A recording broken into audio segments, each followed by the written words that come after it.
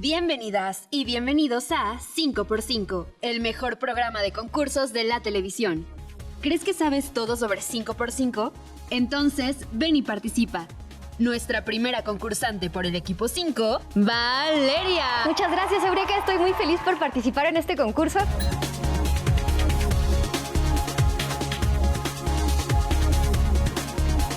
Y por el equipo 5, Julián. ¿Qué onda, Eureka? ¿Qué onda, Vale? ¿Cómo están? Hola. Yo más que listo para ganar esto.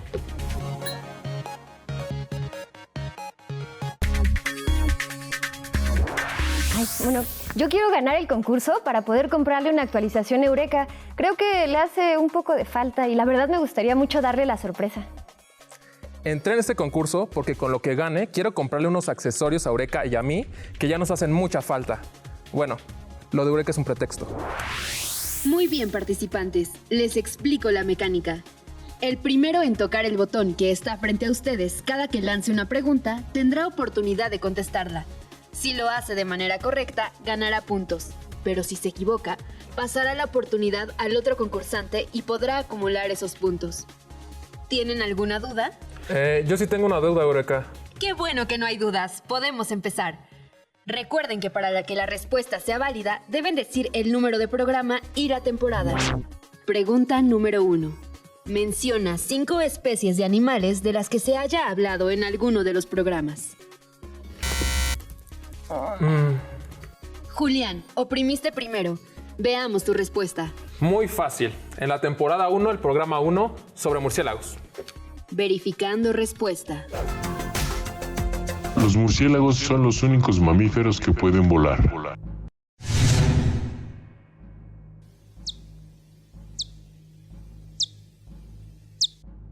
El murciélago pertenece al grupo de los quirópteros y tiene 5 dedos muy largos en cada mano. Entonces, uniendo los dedos de las manos con los brazos y las patas, se encuentra una membrana elástica y resistente de piel que al extenderse da forma a sus alas. Un poco como estos trajes de wingsuit de paracaidismo. Exacto, yo creo que los murciélagos en algo influyeron y de hecho a esto se le llama biomimetismo, diseños inspirados en la naturaleza. Digo, bueno, entonces queda. Son el único mamífero que puede volar, pero las creencias populares los definen de dos maneras. Una, que son peligrosas criaturas nocturnas, que saldrán por las noches para chupar sangre de los animales e incluso del cuello de los humanos. Y la otra, que solo viven en cuevas y que solo son ratones ciegos con alas. En primer lugar, no es ratón ni está ciego. Son cortos de vista, eso sí, pero localizan obstáculos y su alimento mediante un sistema de ultrasonidos de alta frecuencia que generan en la garganta y emiten por la boca o nariz. A esto se le conoce como la ecolocalización. El sonido, al chocar con una superficie, rebota y el murciélago lo capta con sus oídos, en milésimas de segundo. Sí, escucharon bien, es tan rápido como un parpadeo. En milésimas de segundo su cerebro calcula la distancia a la que está el objeto, que bien puede ser un insecto, la pared de una gruta o una estaca de madera. Así se orientan y vuelan con una agilidad asombrosa. El murciélago es un ciudadano del mundo.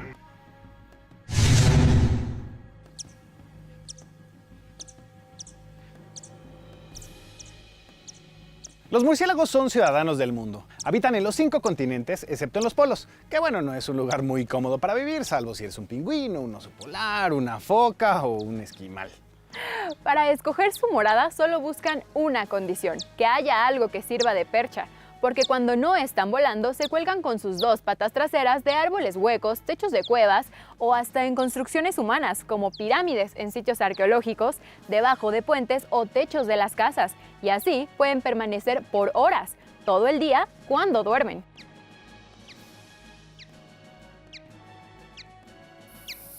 Algunas especies forman grandes colonias en cuevas, colonias de millones de individuos, como la Cueva de Santiago en Nuevo León, con cerca de 5 millones de murciélagos, o la de Calakmul en Campeche, con cerca de 3 millones de quirópteros de 8 especies diferentes, una verdadera ciudad de murciélagos. Sin duda estas son más ajetreadas que Ciudad Gótica. Oye, pues vamos a continuar con un dato interesante. Como otras especies de mamíferos, las madres que salen a buscar comida dejan a sus bebés en su cueva, pero hay una especie de murciélago en particular que deja a sus crías, algo así como las maternidades o las guarderías. Imaginen enormes espacios con miles de crías que permanecen juntas. Cuando las madres regresan, vuelan sobre los pequeños hasta que localizan el sonido y el olor de su propia cría. Y si no está segura, prueba un poco de su orina. Después de reconocerse, el bebé se trepa al cuerpo de su madre y se van juntas. Excelente. Te faltan 4. A ver, en la temporada 1 igual, programa 7, recuerdo que hablamos sobre un escarabajo. El escarabajo bombardero. ¿Cuántos no vimos al alien de la película y nos sorprendimos porque su sangre era ácido? Pues el escarabajo bombardero puede lanzar químicos hirvientes de su interior. Ante la amenaza de ser depredado, el escarabajo dispara su arma secreta, un gas ardiente que sale a chorros a una velocidad de hasta 500 veces por segundo. En el borde de la cola tiene un par de rociadores, que sirven para disparar su gas ardiente compuesto por 2 reactivos químicos, peróxido de hidrógeno o agua oxigenada e hidroquinona. La reacción química resultante aumenta la temperatura al punto de la ebullición del agua, es decir, más o menos unos 100 grados centígrados, mientras que la válvula rociadora se cierra para proteger los órganos internos del escarabajo. Algunas clases de escarabajos bombarderos pueden dirigir sus rociadores y disparar en casi cualquier dirección. Todos ellos le aciertan a sus objetivos con la precisión de un verdadero francotirador. El impresionante escarabajo que expulsa un líquido para defenderse. Vas muy bien. Ash, están bien fáciles. Pues entonces hubieras oprimido el botón. Antes de que continúes con tus respuestas, Julián, vamos a un corte y regresamos en un momento. Estamos de regreso en el mejor programa de concursos de la televisión. Y para conocer todas las respuestas, dinos, Julián, ¿de qué otra especie hemos hablado en 5x5? A ver, ya sé. Los dinosaurios mexicanos, pero eso fue... Espera. Temporada 1, programa 3. Fue en el 3. Dinosaurios mexicanos. Y nuestro número 2, maestro Ramírez, ¿existieron dinosaurios mexicanos? Claro que existían dinosaurios mexicanos. Actualmente se han descubierto dinosaurios en México alrededor de 10 estados de la República. En esos 10 estados se han encontrado en algunos solo huesos, en otros huellas y pisadas de los dinosaurios, tanto del Jurásico y Cretácico. De ellos se han identificado alrededor de 14 especies y de estas 14, 11 son únicas de México y de todo el mundo. Entre ellos, por ejemplo, de dinosaurios carnívoros o terópodos, tenemos a la Bocania, a Totoimimus, a Paraxenisaurus, que es uno de los más nuevos reconocidos actualmente. También tenemos dinosaurios tipo de los que parecen tanques con picos, como es Acantolipan, o los dinosaurios con cuernos en la cabeza, parientes del Triceratops, como es Coahuilaceratops y Yehuecauceratops. Y de los más abundantes son unos llamados dinosaurios pico de pato. De ellos tenemos 4 especies interesantes o únicas de México, como es Magna Paulia, Belafrons, Latyrrhinus y Huehuecanoutlus, que este último es un pico de pato primitivo del estado de Michoacán. Y seguramente tenemos más, solo que todavía hace falta muchos estudios para poder reconocer la gran diversidad de dinosaurios mexicanos que había en nuestro territorio.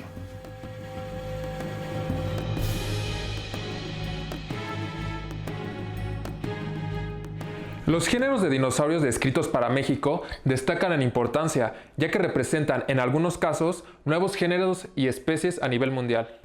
Mientras que en dinosaurios ya se conocían en otras geografías, amplían su distribución para los periodos Jurásico y Cretácico. En México es evidente que los dinosaurios del Cretácico son muy abundantes. Maestro Ángel, ¿las aves modernas ya existían en el Cretácico? Digamos que ya existían como tipos gallinas, es más, se sabe que la cabeza de esta ave muy moderna es como de este tamañito, bastante pequeño, que es el tamaño de una gallina, seguramente era como una gallina, que habitaba ya por Europa a finales del Cretácico. Es que al parecer ya existían aves modernas. Muy bien, te faltan solo 2 puntos para ganar. A ver, los polinizadores. Sí cuenta, ¿no? Te la doy por buena solo si la completas. No se vale. Fue en la temporada 1, programa 11. Los polinizadores. Entonces, los polinizadores son los animales que se encargan de fertilizar a las plantas con flores. Para fecundarlas, transportan el polen en su cuerpo. Al buscar el néctar o el polen, se aproximan y muchas veces se posan en la flor y emergen con las patas, alas y otras partes de su cuerpo completamente cubiertas de polen. No sabemos con exactitud, pero se calcula que existen cerca de 200.000 especies diferentes de animales en todo el mundo que actúan como polinizadores. De ellas, cerca de 1000 son vertebrados, entre otros aves, murciélagos, lagartijas y pequeños mamíferos, como ratones de campo. Y el resto son invertebrados, incluyendo moscas, escarabajos, algunas especies de avispas, mariposas, polillas y abejas. La abeja europea, Apis mellifera, abeja de la miel, es de origen asiático. De Asia pasó a Europa y de ahí a América, y a pesar de no ser nativa de América, actualmente es la polinizadora más común en este continente y en buena parte del mundo. En México, además de la abeja europea, contamos con abejas nativas o meliponinos, que no tienen aguijón. Son sociales, es decir, viven en colmenas, y son en extremo importantes porque polinizan a especies de plantas nativas. Producen miel, cera y resinas, y de la venta de estos productos viven miles de familias campesinas en México, en especial en la península de Yucatán. Las hormigas, como parte de su alimentación, comen hojas y flores y de manera accidental transportan el polen en su cuerpo. Las moscas de las flores, casi idénticas a las abejas, y los abejorros, que parecen abejas gigantes, se alimentan del néctar y polen de flores específicas, y las mariposas esparcen el polen con el movimiento de sus alas. Las polillas hacen el mismo trabajo que las mariposas, solamente que durante la noche. Y los escarabajos, al ser animales muy antiguos, podrían ser de los primeros animales en llevar a cabo esta labor y que siguen haciendo hasta la actualidad. Ahora bien, también hay otro tipo, por ejemplo, los caracoles y las babosas, que se alimentan de restos de materia orgánica y distribuyen el polen al arrastrarse sobre las plantas. Ahora vamos con los vertebrados. Los más importantes son los murciélagos y los colibríes.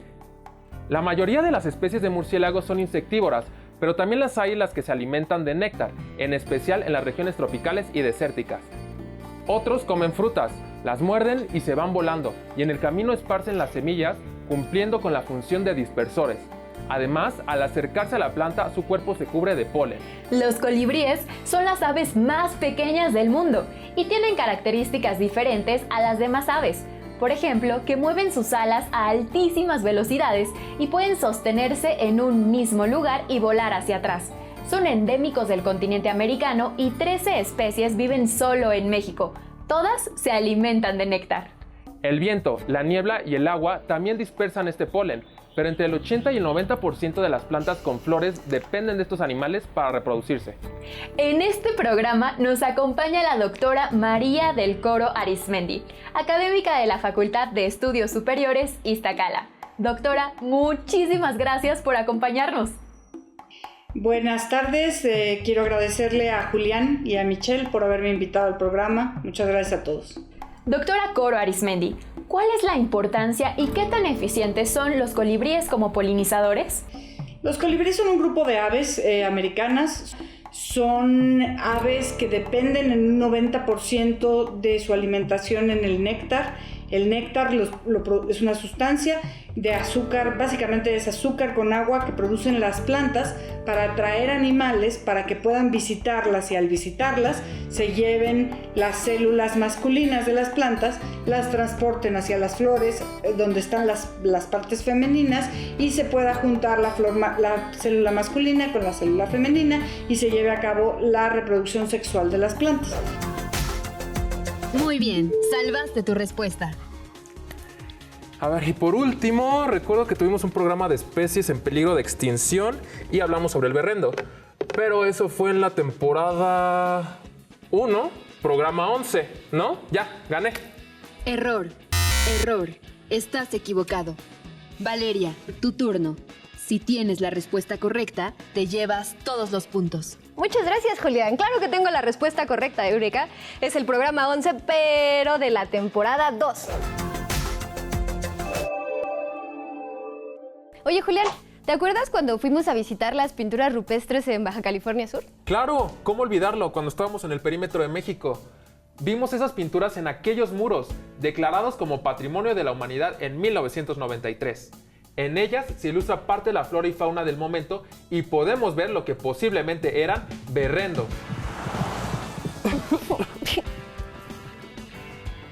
Una especie que actualmente se encuentra en peligro de extinción. Pero la distribución y población de berrendos en el país no siempre fue así. Se estima que en épocas anteriores a la colonia existían entre 100 y 300 millones de berrendos que habitaban desde el suroeste de Canadá hasta las planicies del centro de México. En la época de la colonia se organizaban eventos de cacería como el del año 1540, en honor al primer virrey, donde se dice que cazaron 600 animales en tan solo pocas horas. ¿Qué? ¿600 berrendos? No puede ser. Acciones como esta son la causa de que estén en peligro, y otras son la expansión de campos de cultivo y ganadería en su hábitat, la construcción de carreteras y la captura de las crías. Todo esto ha reducido la población en más del 80%. En 1994 se catalogó a la población como en peligro de extinción y 2 años después se creó el Programa de Recuperación del Berrendo Peninsular del Programa de Acción por parte de la Semarnat. Algunas de las acciones que se llevaron a cabo fueron la captura de ejemplares para su reproducción monitoreada, el control de depredadores como coyotes, la reintroducción de crías a la reserva del Vizcaíno y la realización de campañas para evitar la caza del berrendo. Estos animales están adaptados para sobrevivir a sequías extremas y actúan como agentes que mantienen el hábitat en el que viven, previniendo su desertificación. Los berrendos, al igual que los borregos cimarrones, el venado bura y el pecarí, son los agricultores naturales de los matorrales. Enriquecen la tierra con nitrógeno a partir de excretas y de orina, transportan semillas y actúan como agentes de control biológico, promoviendo el bienestar del matorral xerófilo. Afortunadamente, el programa comienza a dar buenos frutos, pero aún no se entiende si existe la suficiente diversidad genética para que estos logren sobrevivir al paso del tiempo. Lo que es indudable es que si más del 60% del territorio mexicano es desértico, pues debemos preservar a los cuidadores del matorral. Doctor José Eduardo, ¿podría mencionar si existe algún problema al cruzar individuos de poblaciones tan pequeñas? Sí, Valeria, es un problema que pues ha provocado el desarrollo de programas para resolver esta amenaza a la que se enfrentan. Y la amenaza es que al ser muy pocos individuos los que quedan de algunas especies, lo hemos mencionado ya a lo largo del programa, por ejemplo el lobo mexicano, el bisonte americano, el hurón de patas negras, el cóndor de California, estuvieron en una situación donde las poblaciones se reducían a unos pocos, incluso algunos de ellos habían menos de 10 individuos, que al ser capturados y puestos bajo un programa de reproducción bajo cuidado humano, ha permitido reproducirlos y llevarlos a vida libre.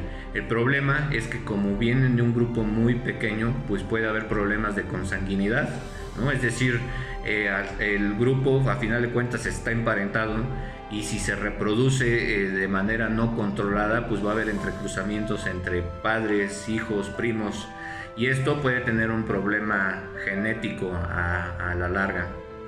Para resolver este problema, todos los programas que involucran reproducción en cautiverio tienen un registro muy riguroso de cada uno de los individuos, es decir, quiénes son sus padres, quiénes son sus abuelos, quiénes son los tíos, los hermanos, los primos, los hijos, los sobrinos, que nos permite tener un mapa o un árbol genealógico, le llamamos el Stockbook, o es algo muy similar a lo que se le conoce como el pedigrí en los perros de raza, que nos permite identificar cada individuo y poder hacer cruzas controladas con aquellos individuos que están separados genéticamente, ¿no?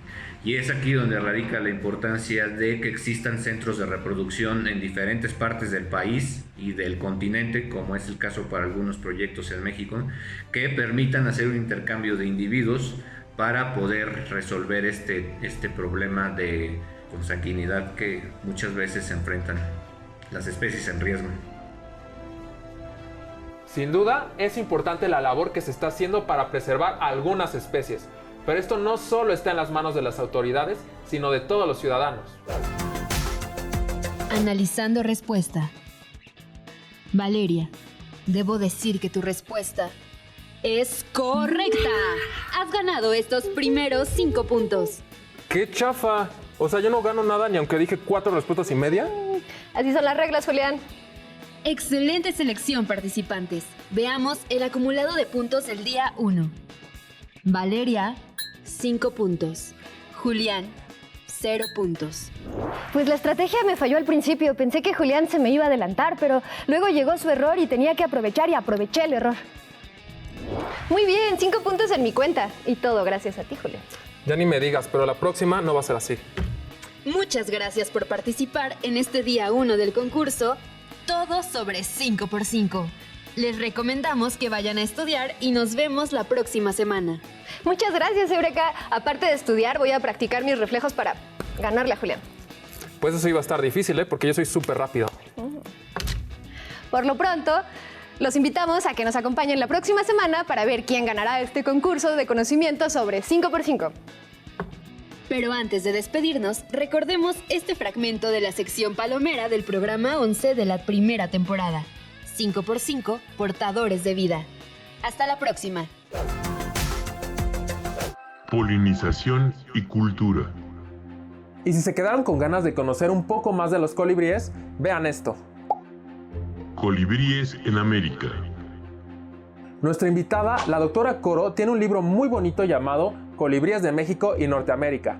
En este libro nos enseña todo sobre los colibríes, tanto características de hembras como de machos, mapas de ubicación y comportamiento de estas hermosas aves. Y para complementar, la información está acompañada por bellas ilustraciones. Otro libro de gran importancia es el que escribió Rachel Louise Carson, llamado Primavera Silenciosa. En este aborda uno de los problemas más grandes de la actualidad, la contaminación. También denuncia los efectos nocivos que tiene el uso de productos químicos como los pesticidas. Primavera Silenciosa consiguió lo que pocos textos científicos y está considerado como uno de los principales responsables de la aparición de los movimientos ecologistas a favor de la conservación de la naturaleza. La miel. Otro título que a mí me gustó mucho es el de Teresa Sabaté, llamado La miel. Este libro infantil pertenece a la colección Queremos saber. Un libro en el que nos enseña cómo se hace la miel y la importancia de las abejas. Una de las cosas que me fascinó es que tiene un apartado de recetas con miel y otro de dichos y refranes. Tequila. La polinización de las plantas es clave para la producción de tequila y otras bebidas, pero también en la polinización de las mentes de los escritores. Me viene a la cabeza el libro de Elmer Mendoza, El efecto tequila. Historia policíaca de intriga, crímenes y persecuciones sumamente entretenida que te atrapa de principio a fin, como ya nos tiene acostumbrados este autor. Carlos Monsiváis y Enrique Martínez Limón escribieron el libro Tequila, Tradición y Destino, donde el tema central es esta famosa bebida. Ofrecen a los lectores un panorama amplio sobre los destilados mexicanos, no solo el tequila, sino también el mezcal. Quizá también valga la pena darle una leída a La Guía del Tequila, de Alberto Ruiz Sánchez, Margarita de Orellana, Laura Becerril y Juana Lomelí, para saber cómo preparar cócteles y platillos y responder todas las preguntas que nos hacemos los que no sabemos nada sobre este destilado. El vuelo del colibrí. Usando a los colibríes en el título, Beatriz Espejo hizo una antología de la prosa breve mexicana llamada El vuelo del colibrí. En este libro compila los cuentos de muchos autores. Algunos ejemplos son José Vasconcelos, Alfonso Reyes, Vicente Rivapalacio, Manuel M. Flores, Alberto Chimal, entre muchos, pero muchos otros. Mariposas. Y no podíamos dejar de mencionar a uno de los polinizadores más llamativos, las mariposas. El autor de Lolita, Vladimir Nabokov, escribió: la literatura y las mariposas son las pasiones más dulces de la humanidad. Antes de escribir, Nabokov fue entomólogo y lo siguió siendo durante toda su vida, a tal grado que hay especies de mariposas que llevan su nombre, el género Nabokovia. ¡Oye, qué increíble! Y en música basta con escribir mariposas en tu buscador de canciones de confianza para que veas la enorme cantidad de piezas que se han escrito con la inspiración de este bicho. Desde Silvio Rodríguez, pasando por Enanitos Verdes, Belanova, Shakira, Joan Sebastián, Omar Portuondo y pues a bailar se ha dicho.